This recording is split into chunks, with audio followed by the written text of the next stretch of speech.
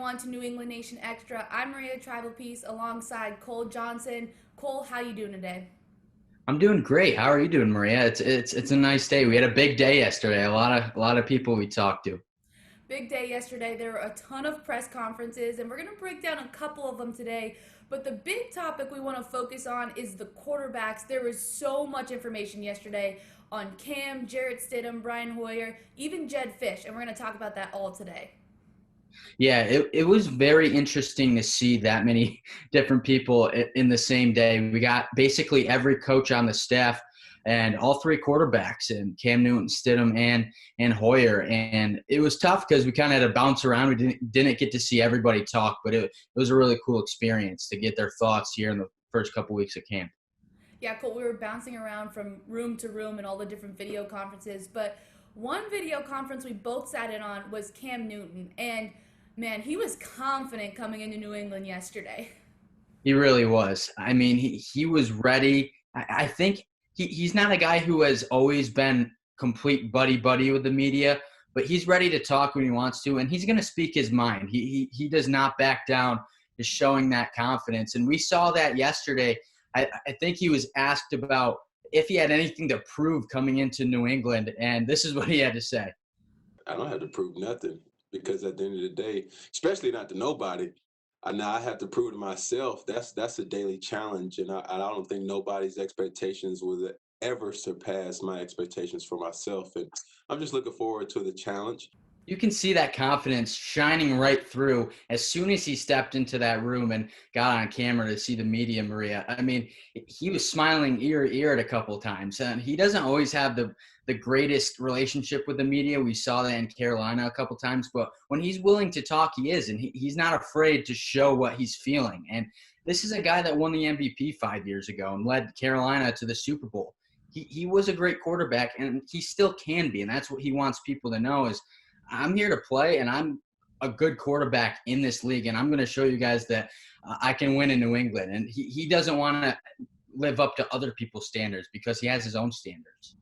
And I think that's what's going to make him successful in New England, Cole. And even yesterday, he said how happy he was to be a Patriot.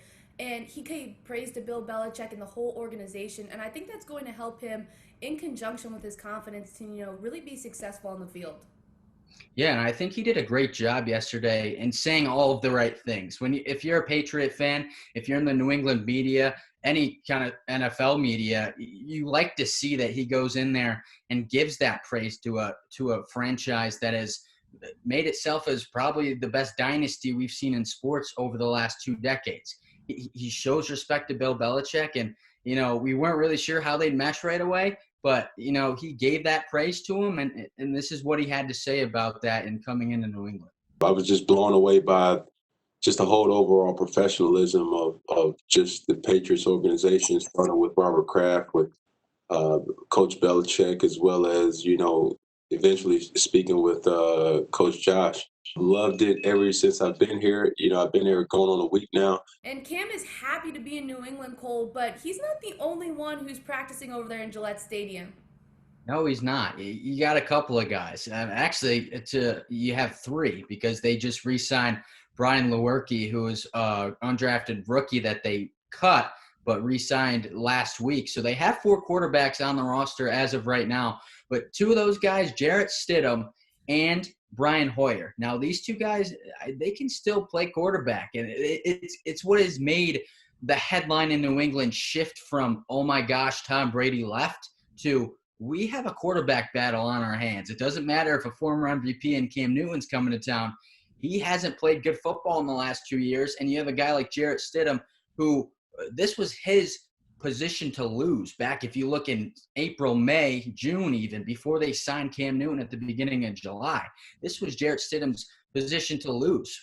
And then you bring in Brian Hoyer a few months back, and Stidham and Hoyer have shown a good relationship together. They're out on the East Coast in Massachusetts throwing to some of their wide receivers. And he's learned a lot. And you bring in Hoyer, who's now in his 3rd stint in New England, Maria. I mean, if you look at Jarrett Stidham, he has the ability to stay in the pocket and make quick throws, make quick decisions. He's also able to get out of it. If you really look at his stature and frame, he reminds me a lot of Tom Brady. Then you have Brian Hoyer, like I mentioned. He knows this system more than either of these guys do.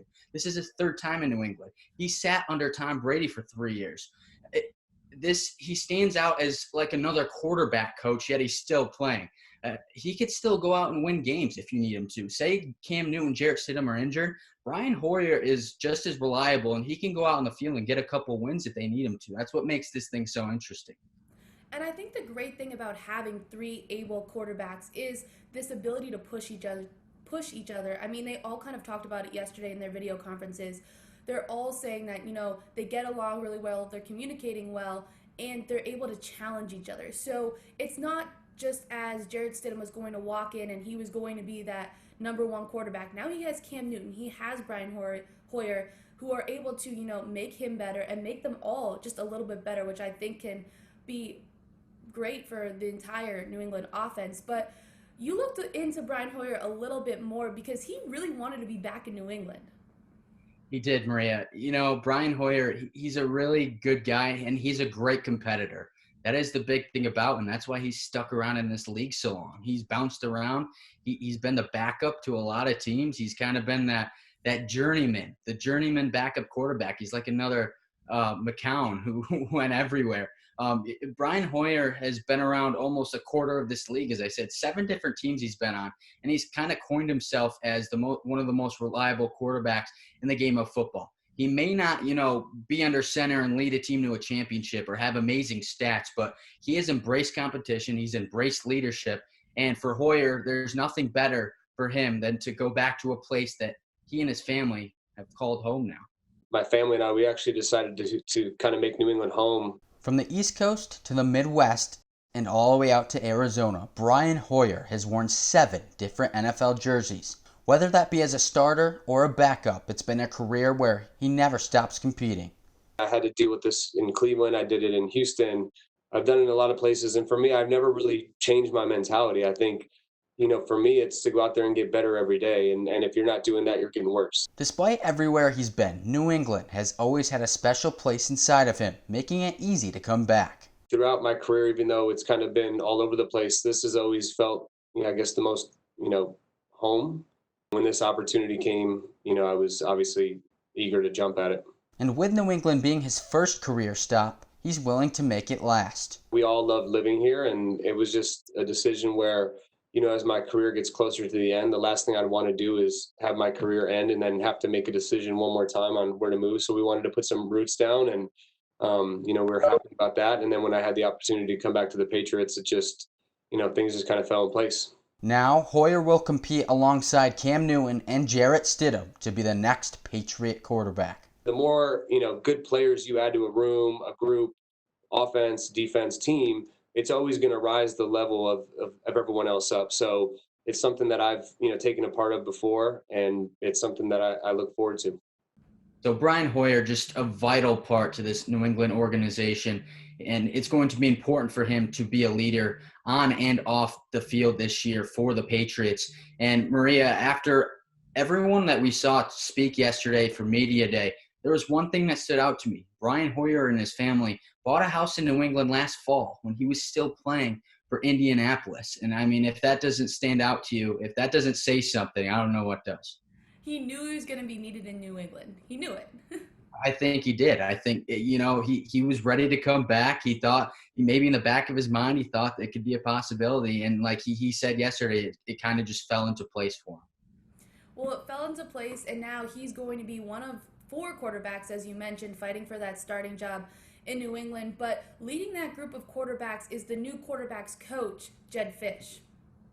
Yeah, Jedd Fisch what a guy he is. And Maria, you got a chance to see him talk in his press conference yesterday, and he had a lot of good things to say. As you told me, we kind of discussed afterwards, but he brings over 2 decades of coaching experience, and this is now his 14th season in New England. And I think his reputation precedes itself. I mean, he was the quarterback coach for Tom Brady. I mean, he knows how to win football games. He knows how to get a guy ready. It's tough because, it's honestly, it's kind of hard to coach a guy who's already been in the league and had so much winning. So for him to still be able to have that working relationship with a guy like Tom Brady, that shows what kind of guy he is, what kind of coach he can be. And now he has a new challenge this year and trying to find that starting spot to take over for Brady. Yeah, and he talked about that challenge yesterday. He discussed the different quarterbacks and the way that they've been progressing through the walkthroughs that they've been doing so far. And another thing that Fish brings to the table is his relationship with Belichick. I mean, he says his professional relationship with him began in 2011, but yesterday he actually shared this awesome anecdote about the first time he ever came in contact with Bill Belichick. My mentor in this profession is a guy named Bill Rocca, who was very successful high school coach in New Jersey, and I was a ball boy there for years. And he spoke at his clinic in 1983 when I was 7 years old. Bill came and spoke at a special teams clinic at West Essex High School in New Jersey. So I've known of and obviously studied and watched everything Coach Belichick did for years.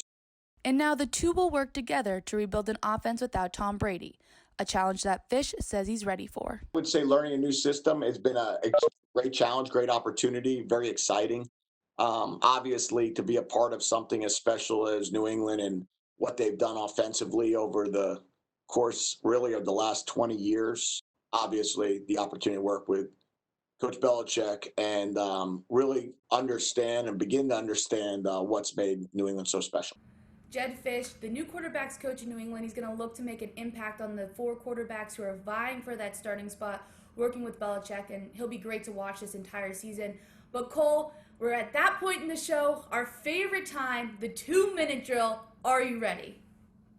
Absolutely. Best part of the day. Best part of the day. So we're going to start off with a quick and kind of sad question, but how disappointed were you in Cam's mask choice yesterday? I mean, we were so amped up that it was going to be the craziest mask, and it really wasn't. On a scale of 1 to 10, how disappointed were you? I'm not one to judge people's style because I probably have the worst style anyone could have. I was talking to you earlier. I wore sweatpants up until I was probably last year when I was 20, 21, 22 years old. But this guy's all over the place. But I was a little disappointed. It was just the most basic one you could find in like a hospital. It was like, I'll go with it. I'm disappointed on a 7.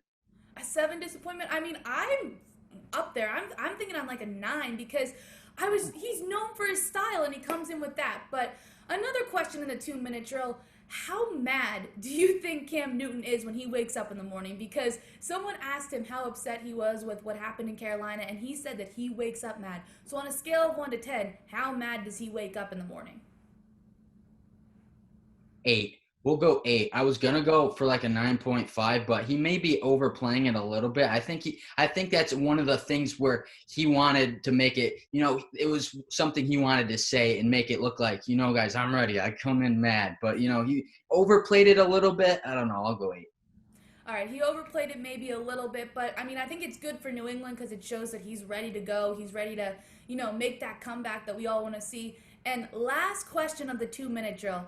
Ivan Fears, he was fired up in his conference yesterday. I can't even repeat some of the things he said, but how fired up? Scale of 1 to 10, what's your answer? I'm going to go, I'm going to give him a 10 because it is very, very pleasing and it's energetic on us to see someone come in with that much animation to a press conference. I feel like if I were in their shoes, I would not want to do this, but he came in ready to go. He was ready to go, and he's ready to coach. He's ready for football to happen. He said he has so much fun, and if you don't have fun doing your job, then you should get out of it. So Ivan, fired up. Maria too. Like he's old too. He's an older coach on this staff. It's not like he has that young energy. He still has all this energy, and he's been around for the longest.